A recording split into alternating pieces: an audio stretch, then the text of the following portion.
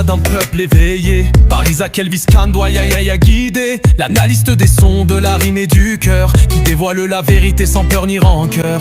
Tolobanus, paroles sans filtre, pour une jeunesse lucide qui refuse de fuir contre les faux discours, contre les déguisements. C'est la vérité brute, portée fièrement. Puis Tolobanus, la voix qui réveille, tout pour les jeunes, pour les vrais, pour ceux qui veillent. Tant que la culture en force, l'avenir s'émerveille. Plutôt promouvoir l'art, là où le cœur s'égrène.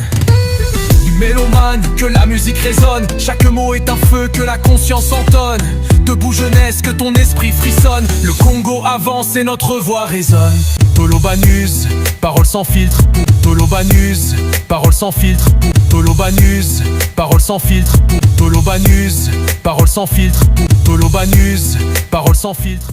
Bienvenue sur Tolobanus, votre chaîne de référence, votre chaîne de préférence.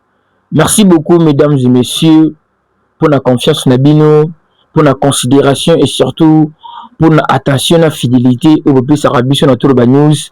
Dans arabiso partout, tu seras toujours incapable de retourner à la province, la ville, le quartier, la commune, le pays. D'ici que tout besoin, mais en tout cas vraiment merci beaucoup pour la confiance na bino parce qu'il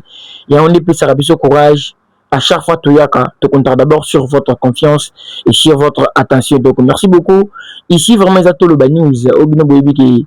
et pas au Yabino, quand le cerveau bleu, tout ça, la analyse sans complexe, parole, sans filtre. Donc, regardez la personne droit dans les yeux, le billet de la vérité, les colos et quoi, ma patapé, donc la vérité, ils ont un code de vérité. Donc, la vérité reste la vérité. Ils ont un monde oyo. Batu bachara ligola mais c'est parce que bachara mundara na ligola mais c'est pour batu bili bazala éclairer donc on a toujours na combien na compte à banque na yo ba kolongola ngote pour la vérité et ko tika la kona yo muto yidi comment ko de verrouiller compte na bo misa mbonga teza 100 millions et tika mbonga na mais biso ici c'est toujours de la vérité donc sans pour autant tarder tobi taramasolo mais pour na la décryptage il y a première partie ou sorte première journée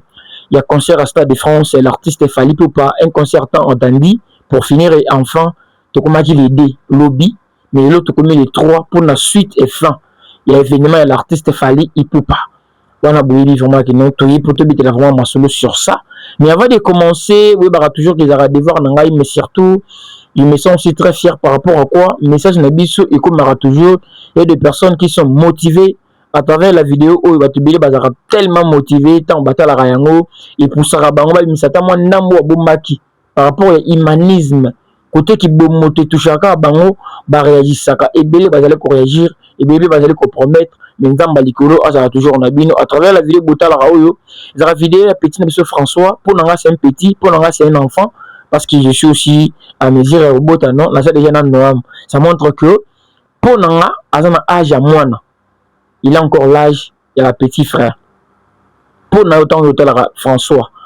azana âge à koko na yo azana âge à moine na yo âge à l'équinao, âge à neve, cousin, togendeni, ça dépend des numéros de la petit monsieur François na vie na yo. Mais en tout cas vraiment azara souffrant, tu le bagues déjà mais à chaque fois tu rappelleras le montant où ils aura demandé zara $8,500 mais nous déjà tu commandes d'abord $2,050. Donc nous sommes en train d'avancer petit à petit lentement et sûrement toujours komati to komati na ba niveau bongo nzamba ligola ko toujours na bino ko toucher mitima na bino beaucoup réagir pena tellement bien donc merci d'abord pour la motivation bozu pour na kota la vidéo moi na il dérangera vraiment biso nyo mais biso nous sommes capables de kokisa 8500 ne ko to sangana na bino 8500 et kokanango en tout cas merci ndenge bobenga randenge puis vous allez contribuer il y a $100 $50 20 10 30 40 à tout 10 000 directement. Attends, bon, senga souté, ngamona tinda, ou etikal ceux qui 5 millions na tinda. Nzamba ligolo mono kaka. Donc merci beaucoup. To bandana décryptage il y a concert l'artiste Fally Ipupa. To bandana d'abord na public, entrée na prestation. Public, entrée na prestation. Donc to bandana d'abord na public. Public, la capacité na configuration au artiste Fally Ipupa qui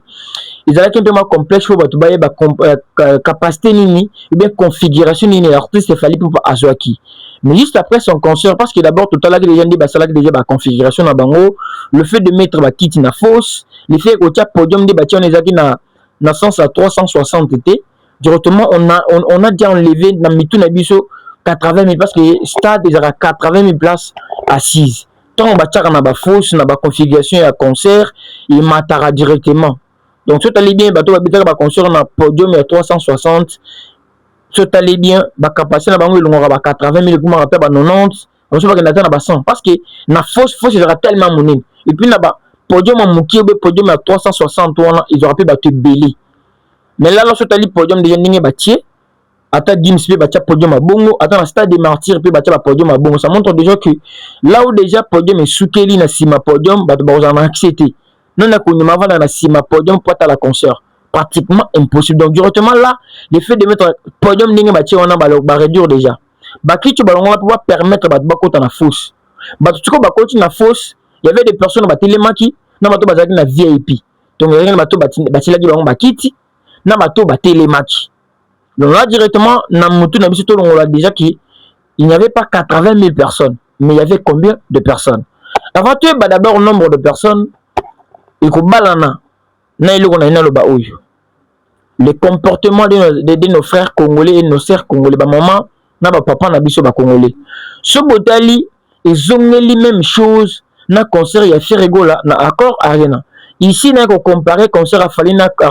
artiste congolais mususu te bien na fait na nte mais on parle de l'habitude comportement ya biso ba congolais. Ce veut dire au hier avant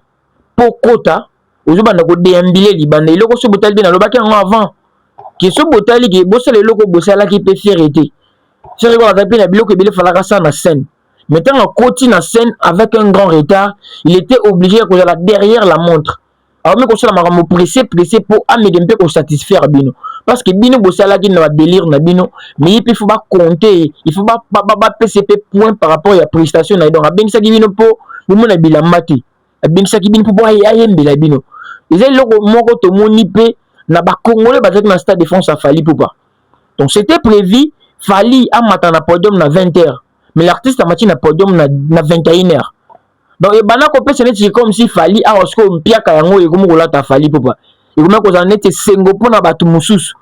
Parce que n'y a bon tout dans le monde la guerre, la game. Et bah tu vas souhaiter échec na yo, pour pas se caper yo. Mais et belé les gens comme nettement parti na ba victoire, bah tu bazate toketi na ba 20h bah tu bazan en saleté. Et na stade de. Mais pour finir au fur et à mesure malem bato ba sani ba ko kotana na nini directement et poser mon problème na entrée il fallait pour contacter avec un grand retard selon ba information les parisiens fallait pour péter devant 65 000 personnes dans ce temps la bino information les parisiens a payé 65 000 personnes na ma commis les parisiens commis ni te quoi analyser les parisiens lobby boy fallait en concert au stade de France ambiance folle Théodora Matt Pokora et Youssou N'Dour en guest. Guest. 65 000 spectateurs ont fait. Les chanteurs congolais a livré une prestation explosive et régaler la communauté africaine samedi soir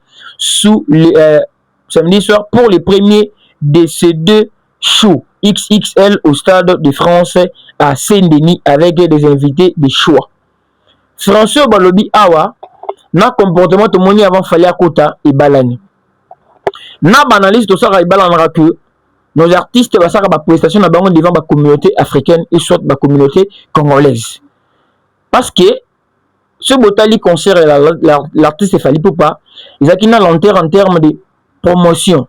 Fali dans sa tête penser qu'il n'y a pas stade de France public directement plus large à Libanda bakoya automatiquement. Il avait essayé de négliger communauté africaine na biso ba congolais qui a la promotion na ye moko ou soit émissa la promotion en ndenge na yango. Allez-y voir même stade de ya Aya Nakamura et ça en réalité moko na stade de ya Falite. Aya Nakamura aussi ya africaine mais ça intégré dans la musique na bango poto Fali aza muto encourager d'abord parce qu'à longue pe na kin avec ko beta na ba France kuna. Donc mon qui avait difficile donc il y avait une difficulté en termes de billet na évacuation ba billet. Donc awa bazolo ba il était là pour nous régaler public ou bien pour régaler communauté africaine.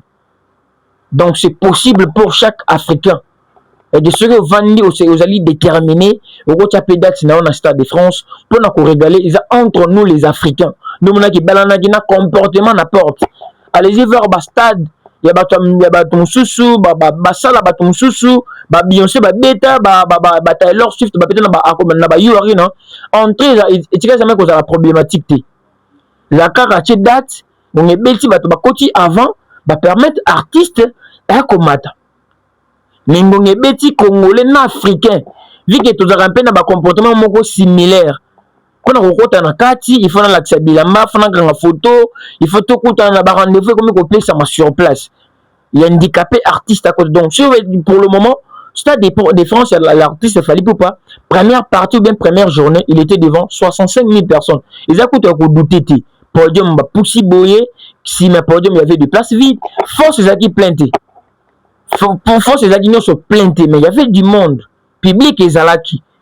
65 déjà 65 000 personnes pour nous c'est déjà c'est une réussite dit te barre toujours que notre sur 10 si nous donnons à 6 nous donnons à 7 et c'est déjà réussite 65 000 personnes dans le Stade de France à l'étranger public moko et belé pe baza ba congolais bien sûr mais congolais ce qu'on vivre en réalité à Liban na mboka alors ne mona congolais tika na mboka ti donc en termes de public n'enga ba mega ko créer moment en retard c'est déjà bon donc public c'est bon capacité 65 000 personnes déjà c'est bon donc sur 80 000 pour na bato ba exagérer à rater nous devons mettre ta place à 80 000 mais ko beta devant 65 000 personnes selon estimation le Parisien c'est déjà une chose très très importante donc comportement bandeko na ngai le dimanche pour me gempe ko se comporter bien parce que l'aider tu es bien ndenge vraiment mbali ko tambolela donc ba biais et les personnes qui disent que ba biais bana ko kaba bien sûr ils ont information te ba biais ba tubelé ba je peux ba biais na bango gratuitement parce que moi j'ai des témoignages ba tubelé ba témoigner toujours ba biais par rapport mais tu le barra toujours que la volonté aussi ils en a prité bako pesa motu billet gratuitement mais motu a pété mais cette volonté là ça montre que il y avait des personnes bazaki na souci à koya nazaki peut-être dans mbongo te soit à monique na ko dépenser mbongo te parce que nazaki peut-être na bakakili mususu tout le monde a ba concert pe belé ba kabeli motu billet motu pe ayeti donc là on compte d'abord sur la volonté Stade de France on est allé pas na mwambati mais quand même ba billet kindaki tout le bateau à Kolobaté que nous tenons devant niveau 80 000 et ça capacité à Stade de France mais mon dernier Kozoa Stade de France on a ma configuration bakate la raille donc quand on nous avait parlé à sold out ils avaient sold out na capacité à 80 000 ils avaient sold out c'est la configuration bah ça qu'il fallait pour pas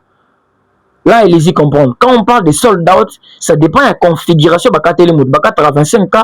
bakate à 50K bati rappé à Mobimba donc 25 000 25 000 personnes bati bakata rappé 40 000 personnes peut bakata rappé donc ceux qui artistes à le big na salle sold out dans Stade de France allez-y d'abord comprendre qu'il y a salle sold out dans configuration nini ici là l'artiste Fally Ipupa n'était pas devant 70 000 personnes 80 000 personnes mais moins de 70 moins de 80 mais ce qui est sûr ils ont déjà réussi en termes de public donc côté public Fally Ipupa félicitations on s'attendait même pas à ça on va na boto surtout ka boto na to peut-être ba vie de belé héros toujours bête discours mususu il faut être honnête dans la vie donc en termes de public Fally Ipupa sur 10 vous avez déjà na moi 7 et demi ou 6 et demi non ça te mérite pour le Stade de France na yo toujours ko indesiko na entrée l'artiste a continué à kiti odozo alongwa na mabele kiti zo pumbu zo matsaye entrée moko est très rassurante avant na kiti babandi ko bina bien ndenge babina ka déjà podium de c'est dire le podium neti royal classe vraiment donc podium ezaki kitoko lokuta mabe podium a Fally Ipupa ezaki vraiment kitoko ba décorer style ne mi balena logo ne album ne sika xxx moko koto x mususu koto parce que alobaki de azo célébrer ses 20 ans de carrière entrée na vraiment malgré côté qui ba Marktabo wana Marktabo voilà pour ngite Marktabo ba tellement belé ba di ba ne ko ça l'entrée hein pour na annoncer Fally Ipupa je sais pas pour na apparaître na podium ou pour na kokota mais tout le monde a dit bango belé na podium mais l'entrée de l'artiste Fally Ipupa c'était tellement chic en contact bien avant na kiti donc chez nous l'assurance notamment dans un côté avant na kiti parce que bino donc il était conscient il était un peu concentré na élément na ye hein ni tout moko motu ko mona bagola ba ko ça la comparaison c'est similaire na entrée à faire na Yenjarena c'est ça similaire mais ça peut m'abêter c'est comme ta côté bon l'essentiel tu dans la pose à côté à ça la entrée à côté ça la entraîner l'entrée vraiment de l'artiste était tellement bien podium qui tourne bien à mona lumière les aïe na kata salle tout ça qui est malin en termes de prestations sikoyo prestation l'artiste est fallu pour pas en termes de prestations moi je trouve comme si où est là public où est là qui bat bas en termes de public moi je te félicite au mérité ton numéro rappé public nous a qui vraiment au rendez-vous par rapport à pardon donc ça dépasse aussi tu belena étranger belé au c'est le fallait saluer donc tout ça là égrité public est arrivé sur place mais l'artiste est fallu pas être venu d'abord pour n'a pas là te danger parce que j'ai dit pour n'a pas célébrer ces 20 ans 20 ans de carrière rempli de très belles albums dans album qui toko benzembo qui toko na kati mais l'artiste quand tu le venu il a beaucoup plus chanté Yemoko. Malgré tout, on chantait beaucoup plus Yemoko. Il y avait un endroit là où, comme il peut moi partir, comme il peut moi partout, j'attends aux yeux, m'a dit mon à Bibi. À Megan Pego, ko Bima, vraiment, n'inga Bima, souvent des tombés, ça déjà, à Megan Pego Bima. C'est un peu, et puis si moi, trace moro, vraiment, il y a bien été. Donc, en termes de prestations, a émis beaucoup plus Yemoko, bah, invité, Bazaki, tellement ébélé. Bien sûr, il n'avait pas dévoilé ses invités. Synonyme d'assurance, hein, il était sûr de lui-même. À l'accès qu'il va inviter. Mais tant tout le monde va inviter, comme quoi apparaître en terrain, vite que ça a des dates. Fallait peut-être aussi là, je ne n'ai pas imposé. Fallait tout le monde qui peut Adidas Sarine et faire rigola. Première journée, il m'a qui est moko. Deuxième journée, tout le monde qui va inviter. Donc première journée, il a chanté lui seul avec ses artistes et musiciens. Mais première journée, l'artiste a fallu envoyer podium. Plus de 6 invités. Parce que plus de 6 invités, je ne sais pas, ou bien ils ont juste apparence éphémère. Parce que déjà la conscience en termes de prestations, en termes de lumière, en termes de calibre. Calibre mon côté, mais calibre à mon ennemi. Mais tout le monde est artiste, accompagnateur. Dans ma zaka na baker, la plupart au mélanger bien sûr, style noir kala, bien sûr. Mais la majorité de style wana kuna ya ba wesh par rapport pour nous attirer cas public mais pour nous on nous avait parlé que l'artiste il fallait pas tant à date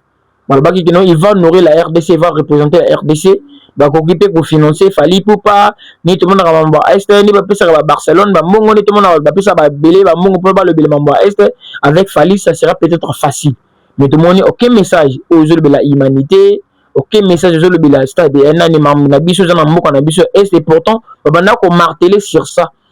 Lors il y a la campagne, lors il y a la promotion, lors il y a la marketing, on va honorer Congo Buena Boimo. Là moi je dirais qu'il dit toujours que c'est l'histoire de Fali, il a honoré le nom de Fali Poupa. Mais la RDC était représentée na emblème nabiso drapeau nabiso qui représenté Lingala Yimba Minakati mais au fond c'est du Fali quand même. Ils ont dit Fali, on a dit public parce que là, et communauté va gagner Batumoro Boye, et communauté litio pour la Batumoro Boye. Toko Sanate, ils ont peine à Batumoro Boye, la paix réussite. Nabato la paix réussite. Nabi, ce que tu photo de la Katikati. L'artiste n'a fait pas à salir bien raté, à salir plainte parce que plein c'est les 80 000. À salir plainte, à salir bien raté. Mais il nous a surpris. Cette surprise est encourageable. Tu encourager que l'artiste, en termes de chant, il y aura toujours des problèmes parce que ton message n'en fallait pas vraiment. Après, ça sera vraiment les meilleurs côtés qu'on va trotter. On va ni boyer, il a un CMP, au kata, banzemolina, mais ça n'a au kata, ou imbinzemo boy, comme qui katika totiki, moussou de koti. Peut-être moi je peux comprendre que notre timing est comment il peut me coucher. Mais malgré timing, me coucher tant au matin à 21h. À 22h, 23h. Donc il avait 2 heures chaud. Donc on a 2 heures de chaud qu'on se met à mon bien mon bimba, attends-moi 4, attends-moi 5, attends-moi 6. Il y a mi bimba, vraiment senti que oui, il a presté. Mais en termes de chant, à côté, on a vraiment, on ne peut pas dire que non, l'artiste est bon, mais communication avec le public. Là, vraiment, il fallait pas réussir le roi. Communier avec son public. Il y a Zoemba, public Bézalé. Donc on sentit que temps mort vraiment ils a quitté. Il n'y avait pas de temps mort on a 4 concerts à Fali Poupa. Donc ce qui me dit moi magina zo 4 ans mais tant bazo 4 ans zo banda il a multiplié des chansons, il était vraiment commis avec son public bah c'est payé donc on sentit que et puis à toucher les bango banze mona bango ya nze mona ya kala ba se retrouver donc ndenge pe to mona ki fera tant nze mo kala bato ba se pour dire que l'artiste besoin na répertoire au public et yebeli bino le public et yebeli bino na ba répertoire mo que yango ne poussa ya lingao mais quand fallait arriver comme que banze mo ya sika oh comprendre que tant aux gens banze mo na on dit tu et mais un peu couper moins énergie na kata stade nze momoko eza sika et puis parce que depuis bini bato ba mi pesiti pour pas consommer nze mona makata parce qu'il y a pesi bango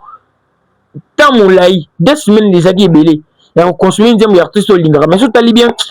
bazaki vraiment actif te côté banze mo sika fali pour XX malgré ba invité ne puis ba imbika nze mo sika na ba wa emine nze mo ya wa remission nze na bolingo ba SDM ça veut dire les invités bazaki tellement ébélé vu que puis banze mo zaki tellement ébélé ezaki un peu moins malil ba parti wana mais tant ami banze mono ya kala ba nyoka laissé banze mkutu asali nango entrée wana ezaki tellement et amour assassin tout le monde a dit amour assassin yena Youssou Ndour nze mona bango déjà bato ba bien déjà ça déjà succès remix na ya 8e merveille bien migrant de rêve déjà c'est bon ba ça déjà mambo tout c'est musicien là ndé ba dans la difficulté donc ba musicien fali bo je la raté na ba concert fali bo yemara trop non na nga utilité té o bo ça ba répétition tout ça ba préparatif pour ça ba maquis comme bino bo sali maquis bo sali na kini a ceux qui un mois bo na poto bo sali ceux qui 2 semaines parce que maquis bino bo sali que qui basé sur quoi parce que lelo dimanche azo la raso biso ba invité mususu parce que bino bo zo tant parti ni bino ce en tant qu'artiste bo ça parce que maquis ya danse maquis ya bo za ba figurant tout bo za na fali en tant que banane parce qu'on comprend pas les appels histoire na bino bo zo simba micro pour na ko répondre kana cœur yezo mba banzembo bela poni na bandoko mbana aiza banzembo fala mba mingi yemoko et pourtant za pe na banzembo yo aemba pe na ba musicien na ye et comme c'était le cas que neza qui concerne ya ko célébrer 20 ans fala ki banda d'abord na atana 5 titres ya droit chemin parce que kuna na ba droit chemin na banzembo ya ba fuko ya bato na kati au fond ici vraiment cœur au yembeli bande au dembeli bango banzembo bana au banda d'abord na droit chemin ou bien au cela ta moi calcul que droit chemin ta 4 ndembo Arsène bien album il a dit droit chemin 3 ou il a dit musus 4 ou il a donc ça dit que au bandi ko banda du début ya carrière si au comme na XX mais fala matina podium moi amour assassin bamba moi comme na XX donc album ya suka ba je ne sais pas en termes ya ko ça la promotion be ko pesa bango lengi ya ko se pen album masika ou soit ezaka calcul juste que si c'était calcul par rapport à ningo la tike ezaki pour na ko célébrer tes 20 ans fallait peut-être au bandana album ou bandana yo na carrière solo o ça là au fali o il a dit Arsenal ba contrôle ba power ba kosa leka tu avances tu comme na batogos ou avancer tu ko suko na XX ou soit le lobby tu devais peut-être chanter 5 aux gens 8 albums si c'est 7 albums on se na lobby te ko yema ba titre tout est au sélectionné dans 4 albums moyembi le dimanche o ko suko siko poko na XX et nous a tellement même banzemo ba yembi ba meli melo ba désordre belé ba yembi o ba tiki ba yembi akala ba zongo ba ko zo si quand même malgré tout nous se tikali banzemo ba fali pour monsieur que sur ce que nous devons retenir dans Stade de France à Fali Popa. Les acquis stade au Batebele, basé là qui peut tout le monde, la manière dont l'artiste a represté. Et aussi Mbato et Simbate. En termes de capacité, ils ont autres là qui te au bazo communiquer les bisotés. En termes de prestations, l'artiste apprécie les meilleurs, mais pas à 100%. N'est-ce que tu me sens dans Fali Popa. On y a un produit comme un moi capricieux, on dit moi problème ou bien balakine. Le public sur place, bango tout bazaki motivé. Avec motivé, il y avait de la lumière, énergie, Zaki na kata, donc il a accepté que notre Fali pour nous aussi montrer que allons les biso complexe sur le Stade de France. Donc un artiste congolais a continué l'histoire. Ah, tu beta masolo il y a plein. Tu beta masolo il y a bakabaki babi. Tu beta masolo ceux qui ont mais après 2 mois, tu beta kaka ini, tu suka que fallait beta Stade de France. Tu beta que fallait beta Stade de France, bakaba babi, lumière bien quand même bien traité. A continué na histoire il y a Stade de France. Mais à ça peine à l'olenge oyo à côté lipé na Stade de France na histoire parce que bat bon côté pe bat monsieur ba mal que vous comparer souté fallait pas mettre du respect, on met du respect sur son nom pour son courage, sa détermination, sa vision. Là, à se dépasser, peut battre belé. À ta communauté africaine, tout à la communauté, fallait bêter Stade de France devant communauté africaine là. Tout ça, les artistes sont en mot qu'on a bis à Congo, incapable de bêter devant communauté africaine dans la poto. Basé belé. L'artiste belé dans mot qu'on a bis à Congo, basé incapable de communauté africaine va se déplacer par place. Tout le monde qui bangolais, bah gabonais, bah qui. Ça veut dire, bah pays moko étranger, mais Afrique. Ne tout le monde a bilo quoi bon na ba concert à Bartis na Bartis na ko on est na lors ya accord arena Afrique il y avait encore des étrangers ba tout ça ba Nairobi les communautés africaines donc tout le monde la complexe ne te beti on a te convaincre ba français ne te beti on te ba poésie que l'artiste a régalé la communauté africaine donc ninga ba régaler communauté africaine le coup meza bidon parmi la communauté africaine on a biso ba congolais tout ça qui à l'honneur stade tout cela qui ya ko changote ayo simba te stade bonabo et puis va te dire bazaki et Milandé Fally même pour finir et Mélie était quand même abîmé vraiment tête haute là côté Fally vraiment dans la point belé ça côté public par rapport à configuration nan ninga public répondre et ça la méthode tout ba pc les bango ba billet et ça la ninga ni ba to ba côté li quand même public wana bandimi ka tele ko fele à sokoli à la tia parfait naïe aïe mais côté chant et comme vraiment ba point faut que l'andele vraiment parce que la prestation fallait tout vivre en rumba vraiment na carte Stade de France hein faut tout vivre vraiment en rumba na carte mais x et utobima et je place ma casse mais nous espérons aujourd'hui dimanche comment l'artiste doit encore penser ce que je n'avais invité ça veut dire pour ces artistes c'est mort tout je l'ai fait bango baemba tout il était parce que na moni ba te belé ba gola pe botie ko mata bon na ko interdire ba gola te ba dénigrer concert à Falité na ko interdire ba ngote parce que ekindara bongo ba warrior ba sala ki on tour faire ba gola pe ba sala pe ka bon parce que ba olo ko côté ni vie des ala qui c'est que sur fausse et là qui vraiment tellement rempli ndenge ba fausse vraiment ils refoulé déjà sur ba kiti mo go deux places déjà na fausse wana il y a un équilibre makasi batubo bazumé puis bazali ou bazuma ko senti que fausse na ninga likolo tu peux comprendre que oui il y a qui n'ont pas bon mais ce qui est sûr tout ça la honnête qui public wana et belé bazin capable de réunir public wana donc fallait nous a prouvé que Stade de France wana c'est pas sorcier c'est faisable donc il y a quelqu'un courage artiste moro congolais pe détermination pe naïe il peut aussi le faire autrement donc fallait ça comme peut-être que azon di maké ba risque wana imagine ce que simbagité ero to sikae ero to ba gene Fally pour ko kité ero ba prophète balinga ba bima magene prophète mo bima ki na alba gene Fally pour ba gorge bela ki o to mona ko yaki na podium bona fala ko eta prophète nga na ko ele ba lendi na vidéo na parce que peut-être fallait ko elelo ningi ya le bela ki peut-être fallait ko elelo dimanche mais ce que fallait ko elelo te prophète nga no lendi mais quand on peut ba prophétie balinga bima prophète nga bima Fally pour mo zo kate wana ba spéculation wana ba information wana biaka obakabaki ba billet bonabo là et les op place mais ce que sur là brisé aussi abîme peut-être haute ce qu'on limite lenda robo ya kaka jusqu'à la fin ozo misala le moro passe et le communique moninga sali ke batu baye a communier na public na ye côté chante ebi que nous ezaka nango mo balakin mais ya malonga pétan mais ezaka pe ba balakin kan ninga ezaka mais ce que sur de tout monique oui ba concert à beti na ye malgré ba concert na biso artiste Mikolo et même que la concert moko éphémère donc depuis l'histoire na biso Congo depuis tout ça là Congo ningi va vivre ba concert s'il faut comprendre vivre concert il faut zo na ba concert à kala je ne dis pas que notre ba concert kala wana ko beta ko leka baninga te mais je ne sais pas banda ko tia ningi na kati ba concert na bango mo mungu mo bumo bo sentiki les autres zo le concert à Zenith JB ou seplanango ya oui rappé au seplanango ya ba kofi aussi pe mais ba concert on va dire na biso Mikolo ba ko beta boy o beta concert boy demo beaucoup beta masolo sur un capo premier ezali pour qu'on ba boy o lingo expliquer bango ba ndima nde concert le ba na printemps et roli moi nango ni ba extrait à part ba extrait na romona ba extrait ba concert à faire mais ça ba ni ba extrait ba concert na bango ba poto te ba extrait peut-être ba concert ba peut-être na ba Afrique deux autres temps les autres créer ba challenge na ba réseaux sociaux. Mais en termes de concert dans la durée, ils ont bobeti, beaucoup d'une histoire, bah bébé masolo na ning na bien bobo sanipi. Peut-être c'est ce que l'artiste a fait, mais ce qui est sûr, il a dit, il a fait. Fallait avec un bêta stade wana, à côté de bêta stade de France. akoti na honneur na Afrique bako respecter Fally Ipupa parce que na ba poto ndenge bango bazo tekela biye na ndenge Fally azo tekela biye ebalani te na kamor au grand jamais to mona ke no ba pesa biso 100 billets to ke ndeko kota o ba pesa biso 40 billets ke ba tuni but ba komi ko tuna bato boza combien na ndako na 15 on dit bazo ka ba moustiquaire ande to mona ba ne ba kabola ba moustiquaire imprégnable ceux qui imprégné des mines pour na ba moustique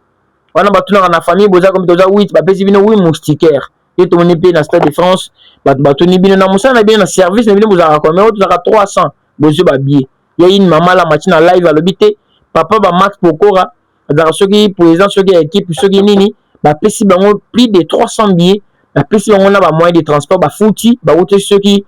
ba province na bien ba Paris économiquement je suis pas parisien il y a ba France kuna ngana vana ngana France ti ba longoli bango ceux qui na Strasbourg petit na Paris côté à Saint-Denis les ba ko côté ça veut dire aïe gratuitement à côté peut à savourer mais quand même tout c'est pelana bango pour la volonté on est belé bako kabelé boué à genre on tient na poche ou bien teki ou bien kabi ou bien boaki mais cette volonté là de voir image à bongo pour na biso ba congolais image tout le monde a Fally Ipupa image on sentait que nous c'est un congolais au Stade de France avec ce genre images nous devons aussi être fiers de l'artiste Fally Ipupa nous sommes sur la le roi aïe donc on l'appelle fier naïe. Mais actuellement d'abord, il est lui dans le Stade de France. On parle d'abord du Stade de France. Donc actuellement, Fally, Azaïe mort dans le Stade de France, a osé à briser ce qu'on a léona, à pandine de la créer de la moussous. Et le mot li batebele ba frousse, et le mot li artiste belé ba complexe. Donc artiste baza visionnaire, et le mot li bango ba complexe. Ningue tout le monde qui en plein Stade des Martyrs. Donc on a idée, on a côté vision, côté détermination, côté il y a un risque. Fally vraiment primera vraiment faut te passer les points à ébélé parce que tant il y a ça là azar qu'on le roi comprendre le roi sur les ça veut dire to mekanara déjà na bandenga ba kin to mekanara déjà na bandenga ba Congo donc nenga ça montre il n'a pas na ro ça là donc au stade on ce qui fait azar déterminer ko béton ce qui peut ko faire déterminer au béton ata wata bon na ebita wata d'abord azo bon d'abord na communauté africaine donc communauté africaine d'abord faut l'eau na ngonon donc ba faire ba Fally par exemple, à niveau colonne d'abord la communauté africaine. Donc, tu fais déplacer quelqu'un dans le pays moroboué. Az africain, bien sûr, mais colonne dans le pays moroboué, qu'on fout à transport, qu'on louer ou qu'on réserver hôtel, qu'on élever, mais il faut convaincre. Si on convainc que nous avons un téléphone, si on a une musique au sala pour convaincre. Donc, l'artiste Fally Ipupa, Otozelaki et belé pe to pesa ki pe coup de bouche na ndenge na biso to banda pe ko na ba ligne vraiment ndenge vanda ko kende les mains il y a aussi certaines informations to pesa ki ezongeli pe et simbi pe za pe yango donc le stade a été rempli avec la communauté africaine la majorité congolaise quand je dis rempli selon la configuration aux artistes Azuela Kibiso mais quand même ça reste à féliciter car c'est un artiste congolais nigérien c'est là qui peut na bourna boy bisopé tout ce peut na Fally en étant congolais et le ngolabi sur leur moroté ce qu'on lui Fally félicitations ce peut comme tout artiste na yo au monique les autres là-bas mona explore sali quand même ton ma quand même au moins ce ko ba boy au se peut la péter donc il a Fally pour ba péton di mandenge poser la bande de mes artistes na yo na moni le ko to reprocher l'artiste ya makasité au moins ce que bango ba ko ko sa biso que Fally était devant 80 000 stade rempli à 70% bien à 100%. Bon, comme pas de pourcentage, on a toujours une configuration. Mais ce qui m'ont dit, il Fally Ipupa des jours 160 000 personnes, des jours 140 000, on a déjà le content. Jour à l'ibosio d'abord, je ne sais pas. Tout le bagage a toujours raison que pour battre Libanda, parce que battre Libanda là, maintenant rectifier leur mort. Battre Libanda, tout à faire rigoler, tout le monde qui va live. Je pouvais bien sûr que Batu Baza Libanda est rebellé. Bitou mana porte. Tout le monde peut-être que tout le monde a argument ou bien sûr Batu Baza qui peut Libanda va quitter.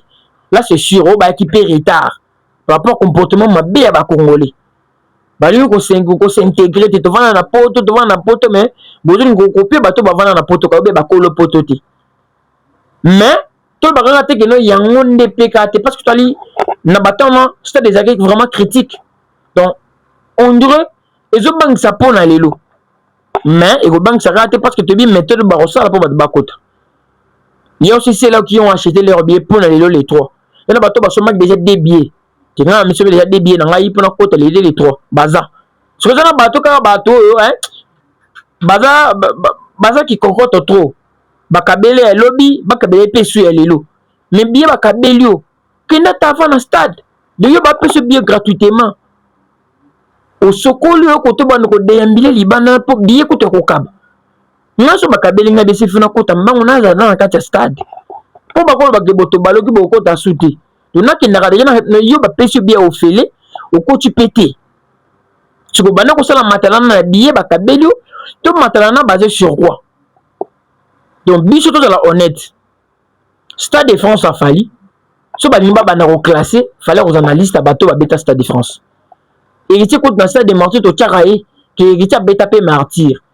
Bah détail tu quelqu'un bah tu vas remplir bonheur mais quand même tu vas te liste et ça sera na carte donc Stade de France fait a fallu après 2 semaines après 3 semaines et tu a fallu habiter Stade de France et go tu a oté bah bazaki nini bah bakota nini te eux ba décrypter tout ça là à chaud pourquoi parce que événement et tu collecana comment public s'est comporté dans carte stade comment l'artiste a pressé dans carte malgré bah musicien na vraiment bah présenter bah encore en vrac. Oh, bravo pour mes artistes, bravo, faites du bruit pour mes danseurs, bah présenter bango bon. Ok, qu'on fallait que célébrer na bango, boy mana bango ba vrai bachan. Boy mana bango, mais boy mina bango te kaka natana, vocal ne suivre le mbona ata mona on a improvisateur ba saka malobate, alongola ka malobate, mba ndenga mba bon la récitation. So mi bon alongo na ici donc moins de 10 minutes nata sisi vocal. Mais bata ebele fala juna ba invité wana azu bata ebele na ba invité pe belé ba Théodora bana bilo retourna je sais pas ba ko se pesa public ni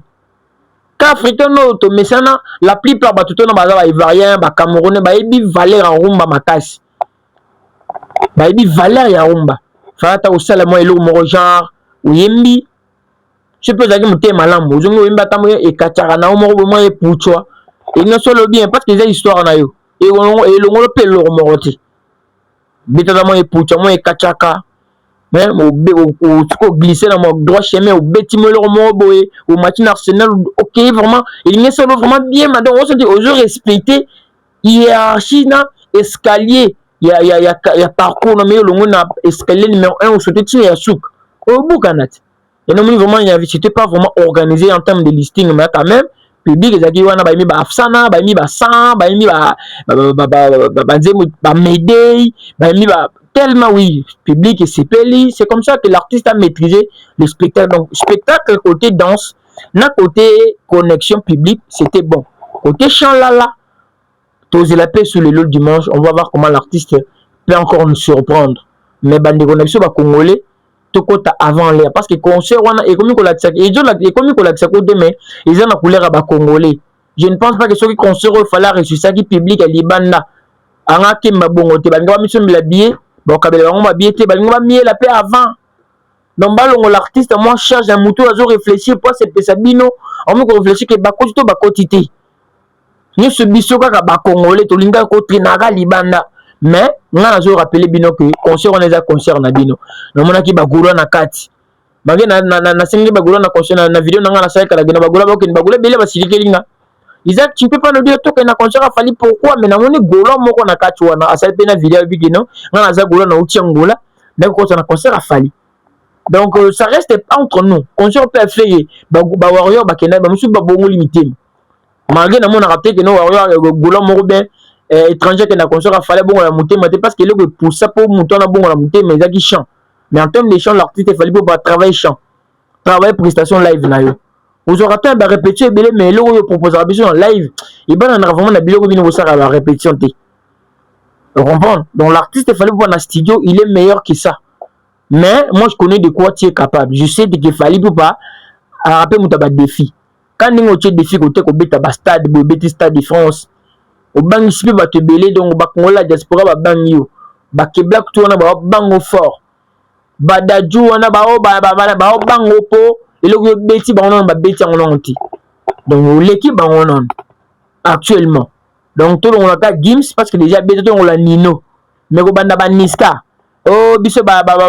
Naza au biso baba K-Black au l'équipe bango parce que K-Black a joué ceux qui n'accord rien à ceux qui n'a joué 10 mois de promotion mais quand même quand tout stade de France tu as 5 mois de promotion mi balé mais tu as 5 mois de promotion ça montre aussi la puissance de la musique congolaise mais l'artiste Fally Ipupa bon ça sera playlist na yo pour nous respecter rumba oyo tout est la tôle la musique on est belé ya ba wesh et l'équipe est belé hein on nous c'est ça nan maintenant dernier point on a le belé l'artiste Fally Ipupa et ça apparition na stade avant que toi kata amata pour la kabatu tout le monde fallait apparaître na mona naé mal communiqué ba bima on n'arrive pas à comprendre la manière dont fallait la tibilo kwan il a excès pouvoir il a excès à traverser étape moro supérieure ou bien les amis to éviter parce que moi na stade de martyr dans l'équipe pikaka mal communiqué dans le stade de martyr fallait la moi il a maman boyé on se dit que les tilo moro ya pouvoir moi la tia on a chapeau net ya ba tâche boy na ba bilamba mobuta ndola takala boy na mwana ne wana avant ko yembela yi na stade de France pe a salipé la même chose et un message nini au Fally azali continuer la biso mwana na ya ko zala héritage na ye mwana na ye aza secret na ye tout ça prestige se peli pa bana ko apparaître na mwana ba public parce que bisika na bisika ba esprit ya ba bisika ba milimo ebele comment il accepte de ko levera na mwana na mwana muki pas même 15 ans pas même 20 ans pas même 18 ans mais amatarani na ba public minene wana mais fala na mwana na ye Marco Sisto ayembaka amatarana Marco Sisto alinga ayemba na Marco Sisto mais comment mal communiquer lo ayembaka te ana nzembo tata nan pe mwana muki azotanga nan comment ya matarana Fally Ipupa na ba podium na ba grande salle na ba spectacle minene il pourtant place à bongo entre Marco Sisto na mal communiquer moto zaki na besoin ya publicité besoin de visibilité zaki mwana na ye Marco Sisto parce que Marco Sisto ayembaka fallait qu'elle ait Marco Sisto ayemba mais tout le monde ni na Marco Sisto ba mati ba mis ensemble mais mal ka matakaka biloko balati na ye il a ti ba couronne ba nini peut-être que la symbolique peut-être les prestige ba pas sepeler matana mwana na ye ngana ke na profondeur na mambo na ti mais ils ile ko to moni en public ye mo ka matina mwana en public na podium ne roi mutozo mata vraiment na il a podium il a royal ko ko matini ti matana kiti ya bokonzi côté fallait abanda vendre laki a machine mwana na ye a pepi bango a pesi batu mote ba kena bango donc ce que sur hier l'artiste Fally Ipupa a sali essentiel prestation danse entrée lumière public côté chant to bandoko kabola tout na poignet to chai yo mo kotala pe ninga prestaki o chape point na commentaire non mais moi je dois avouer que l'artiste Fally Ipupa félicitations ils ont réussite au sali réussite parce que stade ba beta rapport na plein ba beta ça pour batu baya vu que ba ça ba mo ko tia ba configuration ba modulation ba zo moduler c'est que sur et belé puis ba ko ça be modulation na moduler ba to be pe rati mon Fally Ipupa to ke nega côté ba ba kabité ba beta ba plein ba stade ba pour batu bayandi on a vu les gens on a vu du monde batu baye félicitations à l'artiste Fally Ipupa c'est le Congo qui a gagné à travers Fally Ipupa na kombo na yo malgré est na biso du soleil betami pété o bona boy bo beti pe solo pété mais discours ezalaki ki pour na est pour na honorer mbok top Congo malgré bozali ko couvrir événement bo ouais expliquer biso comment du solo bini bo betela masolo bo betela CT et ko ça me rappelle la stade de France T ça veut dire quoi beaucoup expliquer biso donc moi je suis arrivé vraiment à la fin pour la décryptage de la première partie to combler on semi balé les lundi parce que tant on habite le dimanche le bi lundi to kota la sco que na des jours on a ni les alliés préférables mais l'aider d'abord tout ça là que les deux jours mususu déjà imagine ce que tu as les deux kaka ton attend les cas par rapport à l'aider donc les trois et combien de jours mususu et comme une prestation mususu mais avec le même artiste donc ouais beti les deux et ça ouais bon ça biso les deux ba inviter ba l'équipe tellement belé ba envoyer place à Roma na biso to linga pe Roma na biso dans la consommation et consommer un pourcentage belé mais malheureusement l'artiste Fally Ipupa jour ni robeta vani pe bobeti concert na yo moko non ni ti lobby il fallait betaka yo moko belelo betaka yo moko na ba mission na yo o te demain encore il y aura encore d'autres invités o ngo be ma su bangana ni sus baninga no to tamana bango ba ko yema na bango pete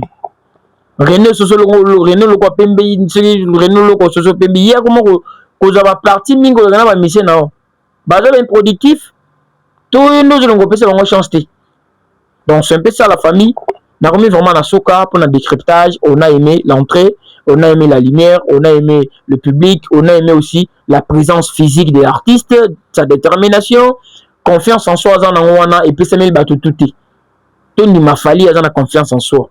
Anime peut briser les liens. Ensuite, que la baninga peut parce que non tout ça libre, ça montre que c'est faisable, c'est pas sorcier.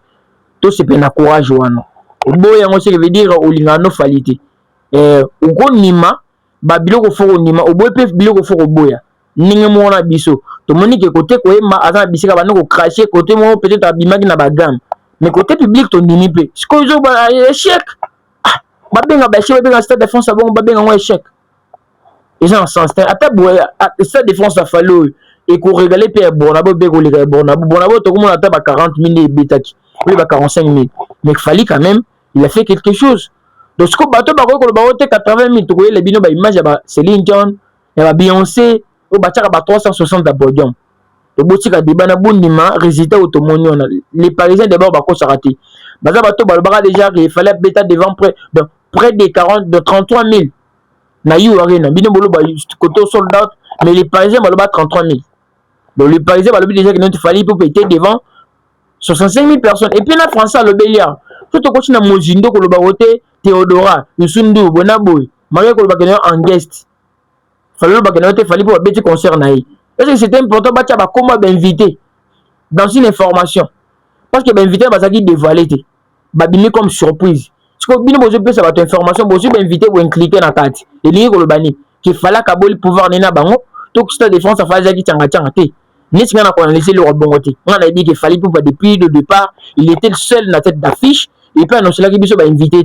donc na kokota kuna te que non parce que tout le monde a dit Théodora ba commune le Parisien tout le monde Yusundo tout le monde bana ba te bangoni mutu ba commune bien te fa ba ko qu'il fallait pour vite na stade de France c'est tout bosuki wana on ko tanga le biso ba Théodora parce que Théodora est bien fort au robet stade de France à ça qui est fort wana te elle est juste un invité en tout cas la famille merci beaucoup na confiance na bino ndi bo bandara na biso bosuki ça rappelle na biso o to lobité to bombi au peut te lobby ou analyser puis na ndenge na yo ou tu peux commenter na ndenge na yo ou peut avis na ndenge na yo je peux te voir ba critique to tu peux journal lelo on a allé ko insister toujours que bande on a biso ba congolais et belé bo rataki pe wana bo ça peut fort lelo bo za batali boso bokota na stade de France bo za la présent bo za sur place pour motiver fali pour pas aimer les bino biloko a bombeli bino. Donc là vraiment moi je suis arrivé à la fin. Merci beaucoup la famille. Grand merci à mon vieux fils de Sanga papa la prince de Sanga depuis London City. À mon vieux Jack Benin ma sœur elle est consolatée depuis Texas. Client à mon petit champion nom quand que j'aime tant Mariam Pisperingas n'a pu son beau de petit capé aux amis. Maman Julie Congolo n'a souhaité bon séjour de capé aux amis depuis London. Partage depuis France n'a pu son beauté et Alvaro Diogo depuis quelque part. Henri Gallo depuis Brazzaville n'a pu son beauté et puis n'a pu son beauté na mère Nangamoko Christine Etibola. Maman Isaac Kandé, le cerveau bleu. Et quant à moi, je vous dis au revoir, portez-vous bien. Bye bye. Toloba News. Toloba News, likez, s'abonner, partagez